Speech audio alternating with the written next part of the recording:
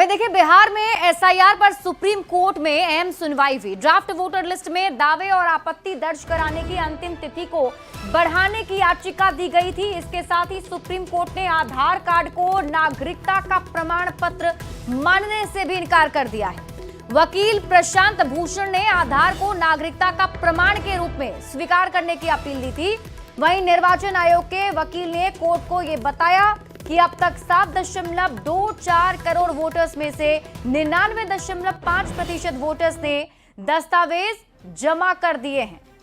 तो आज supreme court में भी इस पर अहम सुनवाई हुई है। शेष मतदाता सूची पुनरीक्षण से जुड़े मामले में सुप्रीम कोर्ट में आज महत्वपूर्ण सुनवाई हुई है। किस तरह से आज सुप्रीम कोर्ट में तमाम दलीलों को रखा गया, इसको समझते हैं। क्लब दुबे हमारे साथ में हैं। त्रिवेदी, आज किस तरह से तमाम बातों को आज कोर्ट के सामने रखा गया, इसके बारे में? देखिए, दो मूल बातें हुई हैं आज। एक था आधार का कवरेज और दूसरा था टाइमलाइन का एक्सटेंशन। दोनों ही चीज़ रिजेक्ट कर दी गई हैं कोर्ट से। प्रेयर थी कि टाइमलाइन को एक्सटेंड करना चाहिए क्लेम्स एंड ऑब्जेक्शंस के लिए। कोर्ट ने नोट किया है कि 1 सितंबर के बाद भी लोग जिनको क्लेम एंड ऑब्जेक्शन फाइल करने हैं वो अपना फाइल किया जा सकता है और उनका नाम इलेक्शन के रोल में, फाइनल रोल में इंक्लूडेड होगा। आधार को लेकर कोर्ट ने एक महत्वपूर्ण क्लैरिफिकेशन दिया है कि आधार का पर्पस लिमिटेड है जो स्टैट्यूट बुक कहती है उसके हिसाब से। जो हमारे प्रावधान है इलेक्शन को लेके या फिर आधार एक्ट को लेके, वो ऑथेंटिफिकेशन ऑफ आइडेंटिटी के लिए आधार का यूज़ परमिट करते हैं, सिटीजनशिप के लिए नहीं।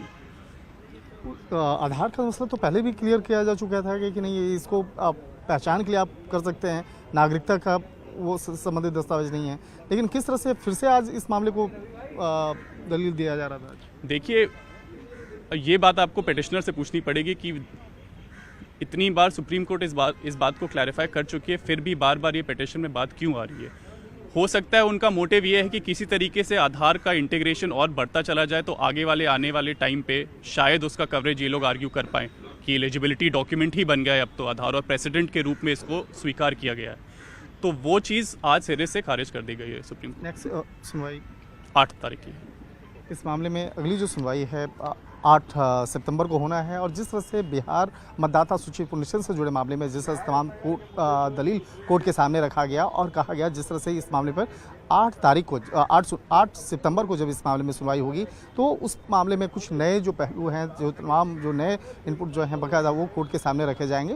लेकिन देखा जाए जिस तरह से इस मामले में आधार का जो मसला है वो लगातार पिछली सुनवाई के दौरान में लगातार इस मामले को लेकर चर्चा का केंद्र बना रहा है। और हालांकि इस मामले में कोर्ट पहले भी स्पष्ट कर चुका है कि वो आधार जो है एक पहचान का आपका दस्तावेज हो सकता है, लेकिन नागरिकता संबंधी दस्तावेज नहीं है।